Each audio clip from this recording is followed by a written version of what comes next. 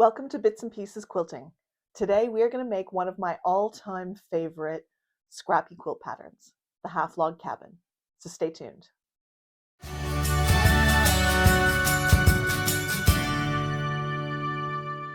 Hi, I'm Michelle, and today we're going to use up the rest of my Christmas scraps to make the half log cabin.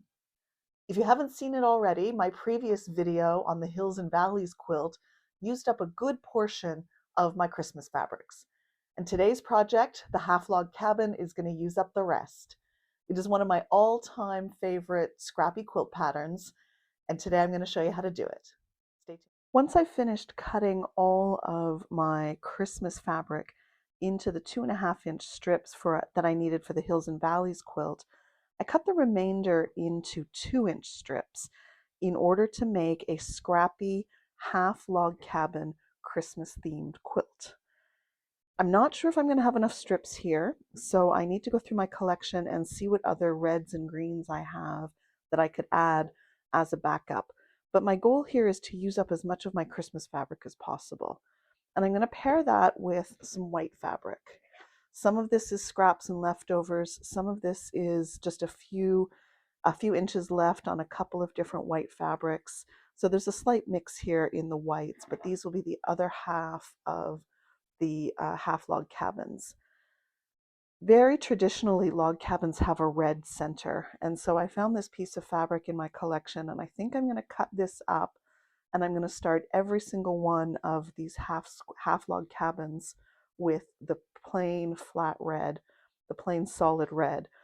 They say that the red in the center of a log cabin represents the hearth or the fire or the heart of the home. So I think for my Christmas quilt, that's really appropriate, and I'm going to put the red with a white as the center of each of the log cabin quilts, each of the log cabin blocks. I need 48 blocks for this project, 6 across by 8 down. So I'm going to make them all together and take you through that process step by step.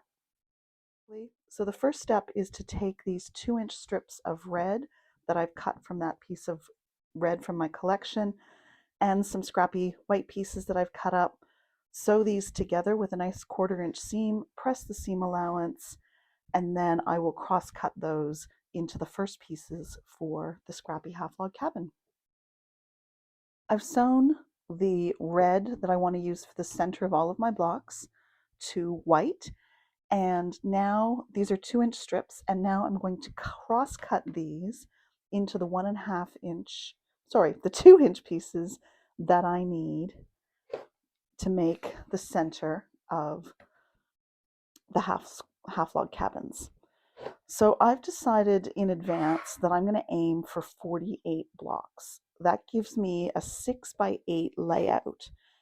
And these essentially come out as half square triangles, really. They can be set in all the same ways that half square triangles can be set. And so 6 by 8 gives me an even number, and that will allow me to put an image in the center, for example, and then have an even number to go all the way around. It's a nice setting for me. You can ultimately make these in any design that you'd like and make as many blocks as you'd like. It's a very, very flexible pattern in that sense. But I find that 48 blocks works really well for me. These are cross-cut. I'm going to go and make the rest of the 48 that I need, and then I will show you how to put the next row onto the scrappy half log cabins. For the next row in the scrappy half log cabins, I want to put a printed fabric to the right of my initial red and white set of units. And so these are some pieces that I have left, from the scrap bin, and I want to use them up first. I've pre-checked to make sure that they are all the right size. They'll need to be trimmed, of course, but those will fit. So these are the pieces that I'm going to add to the right-hand side of these units that I've cut.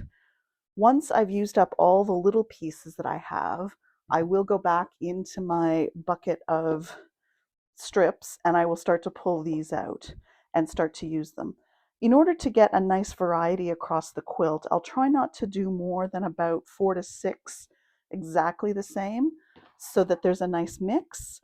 But depending on how many fabrics you have, you may need to double up on more than just 4 to 6, like I'm going to try.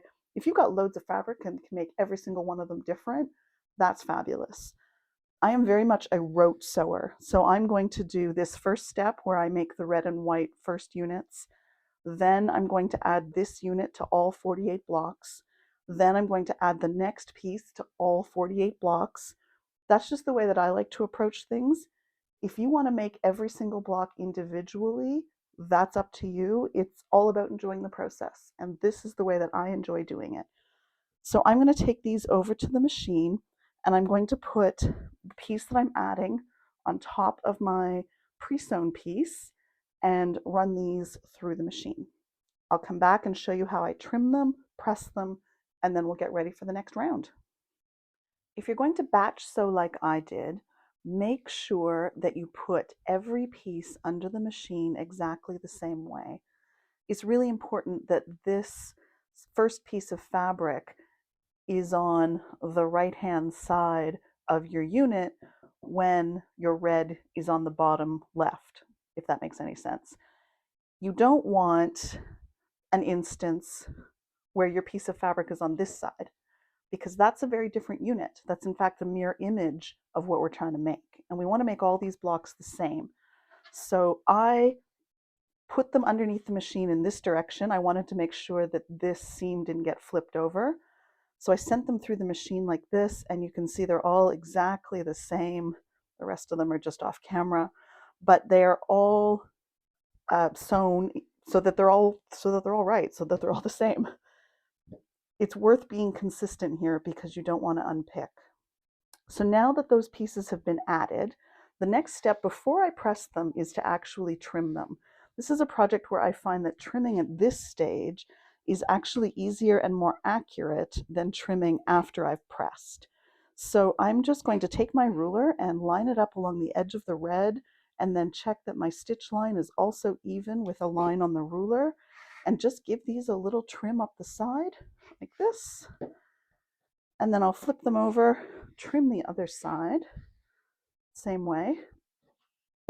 I like to try and find a way to batch trim as well if they can fit on the board like this, and I can just readjust my ruler and give them a little snip, like so. So I'm going to trim up the rest of them, and then we will look to trim up the rest of them, sorry, press them. I'll take them over to the machine and press them open like this, press towards the fabric I've just added, and then we will come back and add the next row. As you're pressing these, be sure to press and not to stretch them out of shape. This is pretty easy to start to pull these so that they go wonky. So make sure you fold it back carefully and press your iron down on top. The next row in our half log cabin is a white row, or in my case, sorry, it's a background row. So in my case, it's white. So I will take some of the strips of white that I have. I have about 4 or 5 different kinds because I'm looking for a scrappy approach. And I'm going to sew a piece of white across the top like this. And I have some really cute white with these little gold or silver polka dots. And I have a couple of other white, scrappy white pieces from leftovers from other projects in this pile. So I'm going to be sure to mix up the blocks so that they have a mix of whites, of backgrounds through them all. So take them over to the machine, and I'm going to chain sew these units to the white strips, and I'll be back. I have my little pieces sewn onto the white strip now, and it's like little flags all in a row. And have you ever heard Jenny Doan talk about her mantras? And that's, I think, something that we can all learn a lesson from. In this case, as I was sewing these little units onto the white background strip, I wanted to make sure that the red blocks of my starting point were down and to the left. And that's the way that I knew that these were going through the machine in the right direction. The same thing with this strip. Wanted to make sure that these little red starting blocks were down and to the left. And that was my mantra, to make sure I didn't put the next strip of fabric onto the wrong end of these blocks. So now I'm going to cut them apart. And like I did with the first round, I'm going to leave them like this. I'm not going to press them first. And I'm going to bring my ruler up right to the edge, slice across using the block itself as my guide. And then same thing here, right along the edge, move over just a smidge, give it a little slice, and just move down the line using the half log cabin block itself as our template for where to cut. I'm just going to keep moving down the line. It's pretty efficient. There we go. And then I can pull these little units out and pull off the little pieces that I've cut. And then I will take these over to the ironing board and press them back. So I've got a little bit of cutting to do here, but once I do the cutting and the pressing, then we will talk about the next row. So now we have 2 rounds of printed fabric and 2 rounds of background fabric. So the next step is another round of printed fabric. And I have a few more scraps here. That one, while perfect, you might not be able to see it on camera, the salvage edges here. So that one's actually too short. So I'll see if any of these little pieces are big enough. And if they are, I will use them. But if not, then I will go to the strips that I have and sew this next row onto all of the blocks. In this case, in terms of a mantra, I want to make sure that my block has the red up and to the left to make sure that the next piece goes on the right way, up and to the left and through the sewing machine. By the time we add this third round of printed fabric, you can see that these units are really starting to come together. And you can start to see why it looks a little bit like a half square triangle. You have half of the printed fabric on one side and the other half is background fabric. Depending on how much fabric you have and how big you want your project to be, you could stop here. These are great little squares and you can start to lay them out in any number of different designs. You just need to look up setting options for half square triangles, and you'll start to see the possibilities. And that one's not quite right. There we go. That gives you a little design in the middle, and then you can build it out. You can keep straight sets. There's lots and lots and lots of different options, but I'm going to keep adding rounds. I think I'm probably going to add at least 2 more rounds of printed fabric. So the next round, in case you haven't guessed it, is to add another row of background fabric. So that'll go across the top of each one.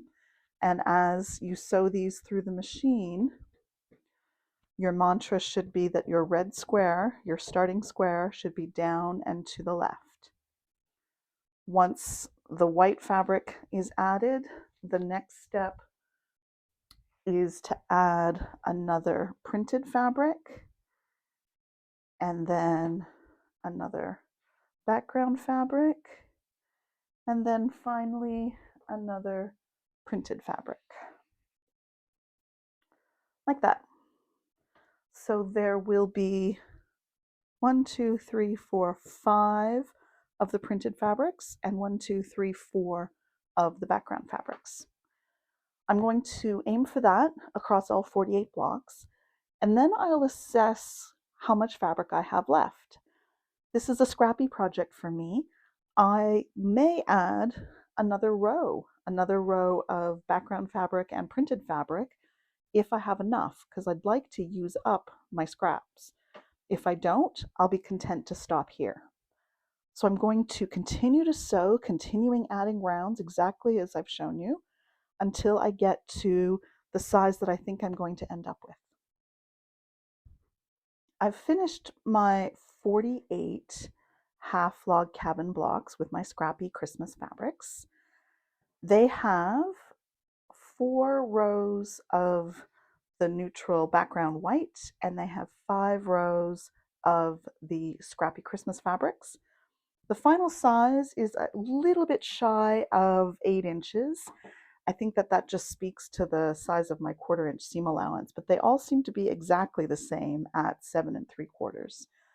So I'm happy with that. Oh, well, 7 7/8. So somewhere between 7 3/4 and 8 inches, I'll be able to work with that as I sew them together. What I'm debating about now is whether I want to add one more row. And considering the amount of scrap that I have left, the number of pieces I have left, I think I probably will. I don't want to have these random leftover Christmas fabrics just left over in my collection. And by adding an extra row of white and an extra row of printed fabric, I'll be able to use up the scraps and make the overall project just a tiny bit bigger across the whole quilt. So I think that that's what I'm going to do. And then I will experiment with layouts. As I explained earlier, my preferred layout is generally, I think it's called a trip around the world layout, where you start with a little bit of I guess a diamond in the middle, and then you build it out from there so that you get rows and furrows of, there we go. Oh, well, obviously I wouldn't put all of these reds together in the final product, but you get this diamond shape. And then the next rows that come out are twisted so that the whites line up and become the, that become the next, almost like a row of white around the final product. That's my preferred layout for this block. But as I've been saying throughout the video, because it's essentially a half square triangle, there are probably hundreds of ways you could lay this out. And I may see if I have the enthusiasm to experiment a little bit, or I may just default to my normal layout. So stay tuned to the end of the video to see what I ultimately decide. I think I am going to go now, though, and add those 2 extra rows just to make these a tiny bit bigger. I added those 2 additional rows to the half log cabin blocks to get to the final size and use up as much of that fabric as I possibly could. So the next step is layout. And I've gone through 4 different possible layouts, trying to decide which one I think I'm going to go with. And as I show you each one, pick which one you think I'm going to go with in the end. The first layout is a pinwheel style layout. And this has great motion across the quilt, so it was a good option. The second option that I laid out was this diagonal lines or a rows and furrows layout. It's not bad, but it's not quite my favorite either. The third option, I tried to put a star into the center of the quilt with the remaining blocks circling or squaring, diamonding around the outer edge of the star in the middle. I think this one looks pretty decent on camera, but it actually looked really quite muddy when I was looking at it just on the floor in my kitchen. So this is not the option. I wish it would have looked better, but it just didn't suit me. And the final layout is this trip around the world style layout. This is the way I always lay these blocks out when I'm making a scrappy version. And despite the other layouts being pretty nice, I ultimately decided that this is the layout I was going to go with. Interestingly, my mom was also making a half log cabin Christmas block quilt as I was making mine, and she decided to go with the pinwheel layout. So I'm going to put in a photo here of the one that she's working on, and you can see that it's going to look really good with those red centers coming together in the middle of her pinwheels. So this is the final quilt. I hope you enjoyed this tutorial. Please download the project sheet and pattern from my website at bitsandpiecesquilting.com. Leave me a comment down below and enjoy making the most of your fabric bits and pieces. Thanks for watching.